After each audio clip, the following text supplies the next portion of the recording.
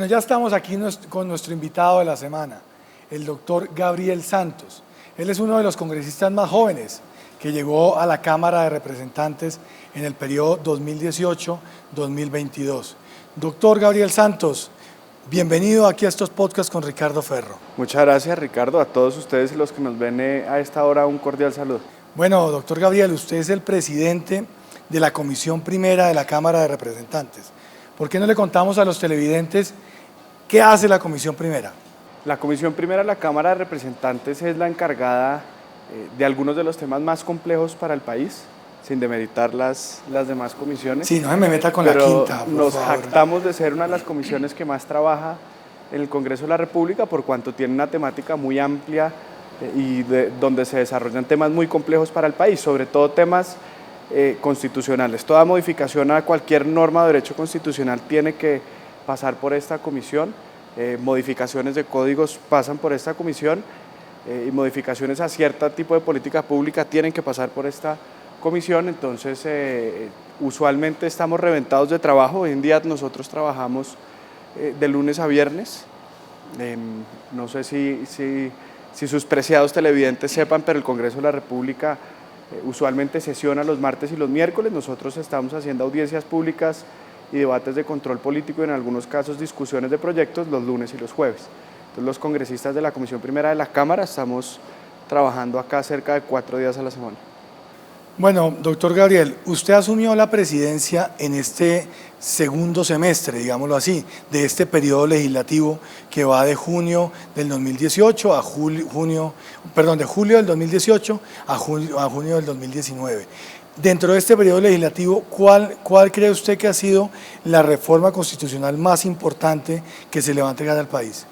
Pues es muy complejo, es realmente muy complejo porque hemos aprobado toda suerte de proyectos desde, primero, la modificación del Sistema General de Regalías, es una norma de suma importancia para el país. Acá aprobamos un texto donde se establece que las regalías de manera directa volverán a los municipios productores en un rango del 30 al 40%, eso fue lo que se aprobó en la Comisión Primera de la Cámara.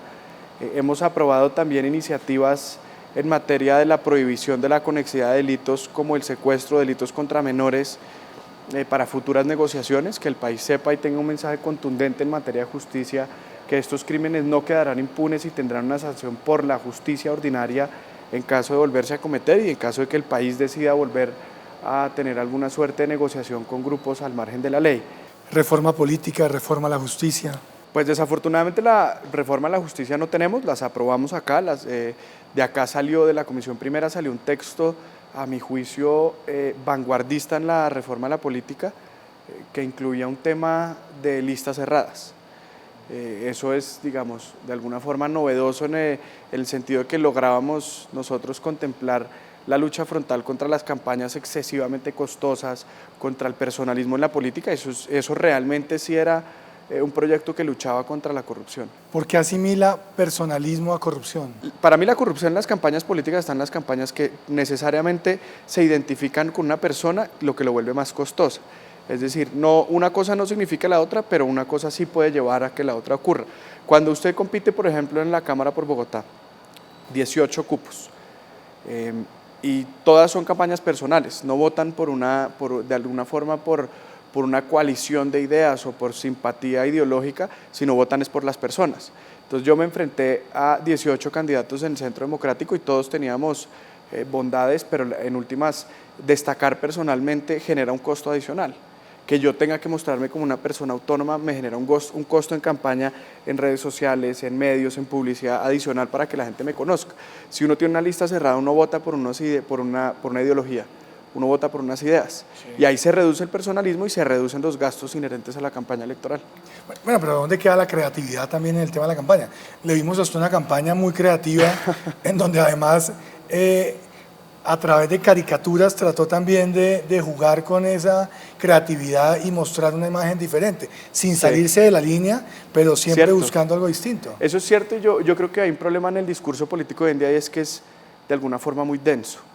Intentar, por ejemplo, hablar de esto, una reforma a la política que tiene una cantidad de vicisitudes jurídicas, hace que sea muy difícil para el ciudadano promedio y sobre todo para el colombiano joven que quiere soluciones materiales en comprometerse con la política. Y eso fue lo que vi yo en mi campaña, que si yo salía, digamos, dando ese discurso un poco 20 juliero que se hacía antes llenando plazas, pues no iba a llegar a mi público objetivo, que era el que yo quería atraer a jóvenes a la política. Entonces decidimos con una empresa de publicidad buscar una forma donde nosotros pudiéramos simplificar temas muy complejos para el país, como el de la corrupción, poder tener un mensaje que fuera agradable, apetecible para los jóvenes, donde ellos se quedaran viendo videos cortos donde, por ejemplo, se veía a Samuel Moreno, se veían las transgresiones de Gustavo Petro en su alcaldía, pero que se viera de una manera amigable. Se veía a su tío, al presidente Santos. No, a mi primo. A su primo. A mi primo lejano, para los televidentes, un primo muy lejano.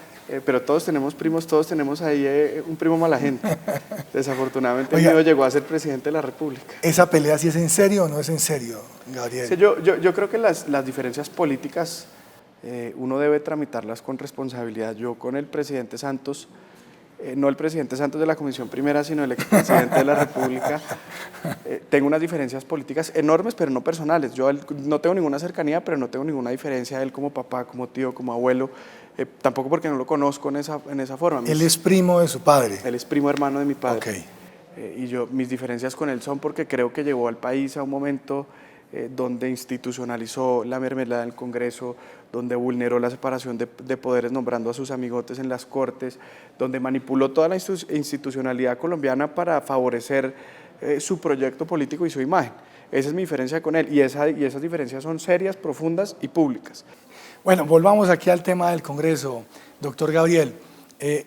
Usted era uno de los congresistas que más intervenía aquí en la Comisión Primera y ahorita desde que está de presidente de pronto ha perdido un poco ese rol de las intervenciones, o sea, cambió de pronto el protagonismo de la presidencia por todas las intervenciones que usted venía haciendo y los aportes que hacía a todas las discusiones aquí en la Comisión Primera. Ya se volvió, fue el moderador. Es que eso es una excelente pregunta porque puede uno explicar ciertos temas de qué es la presidencia de cada comisión.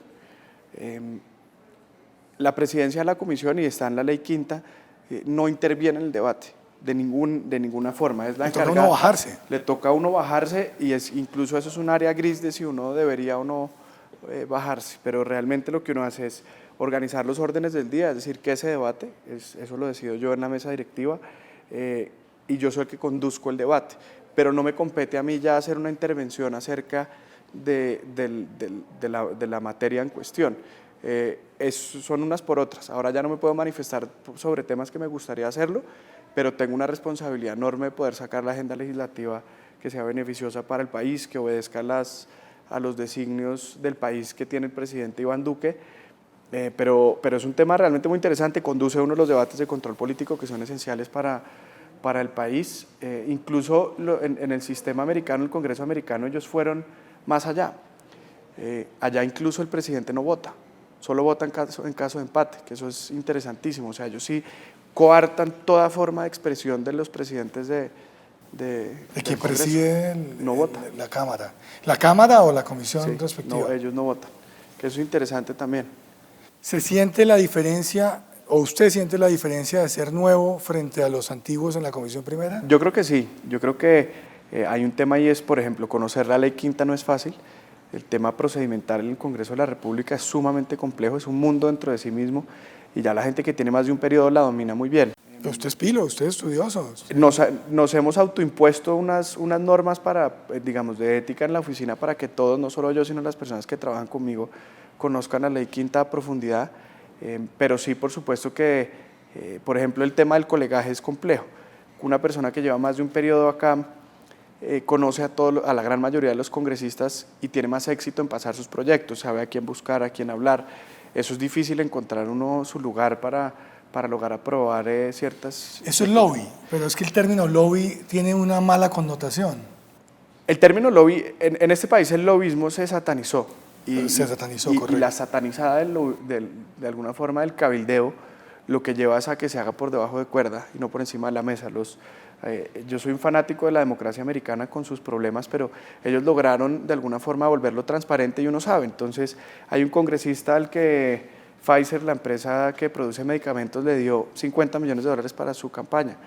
Todo el país lo sabe y esa persona defiende con ahínco los intereses del sector farmacéutico, pero se hace no todo por encima. Y no le toca quedarse impedido No. en los debates, sino que... El financiamiento de campaña no es un impedimento. En Colombia, según el Consejo de Estado, tampoco no hay una norma clara que lo diga, pero el Consejo de Estado, si no estoy mal, en una sentencia a favor de Claudia Blum, lo estableció, que el beneficio tiene que ser directo y personal.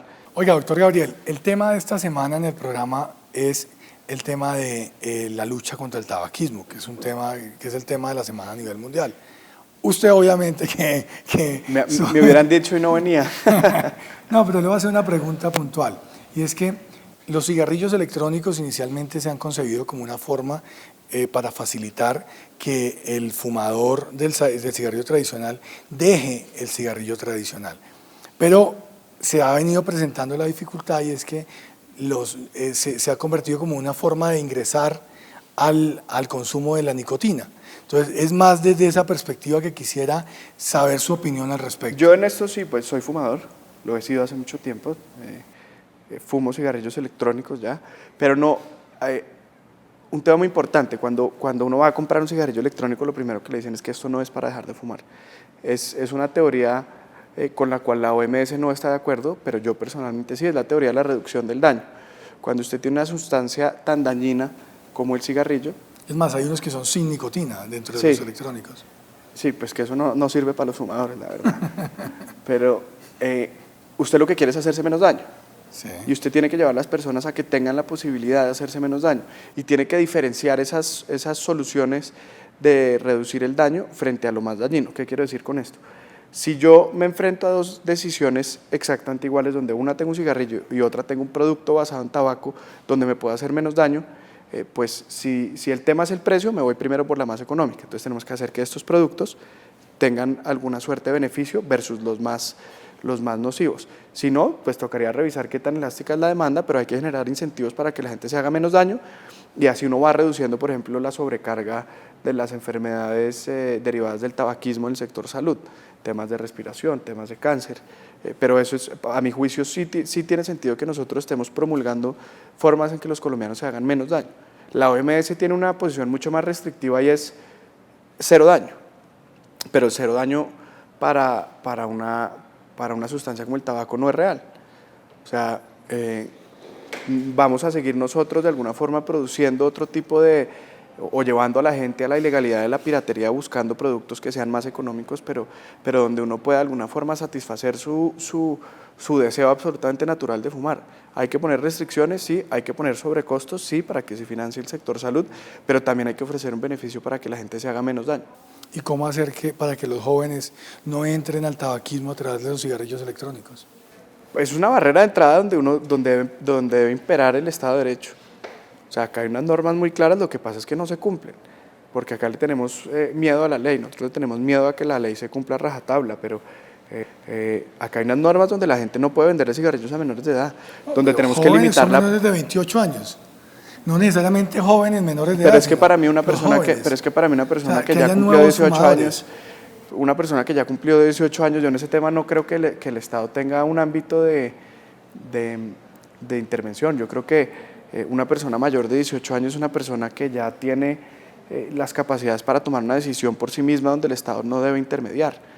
De nuevo, hay toda suerte de medidas para los niños, que no se venda cerca a ciertos sitios, limitar los temas de publicidad, que ya se hizo, por eso la liga antes que se llamaba la Liga Mustang, ahora es la Liga Águila, que ahora creemos que el trago es mejor que el cigarrillo, pero al cigarrillo se le prohibió, y se le prohíbe una suerte de esferas para que no tengan acceso a los niños. Ya de ahí en adelante creo que es un tema de educación. Fórmula 1 y en todas esas competencias.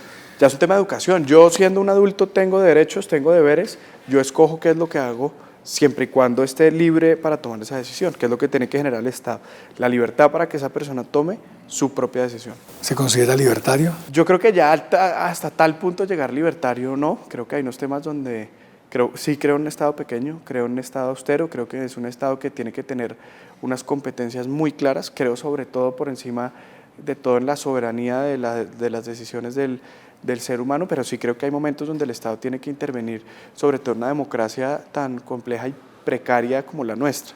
el Estado tiene una obligación de subsidiar muchos temas que quizás en otros países no, en Colombia sí.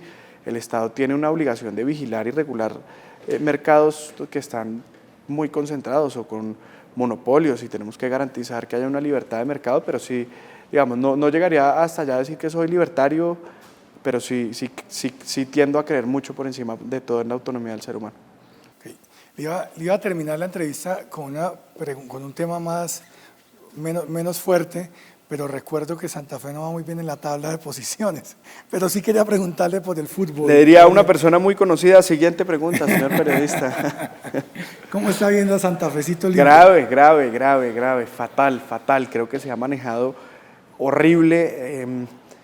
Trajeron una mano con todo el respeto, troncos viejos, pero Santa Fe es mucho más que esto. Santa Fe es garra, ¿no? Es pasión, pues una persona que no tiene experiencia.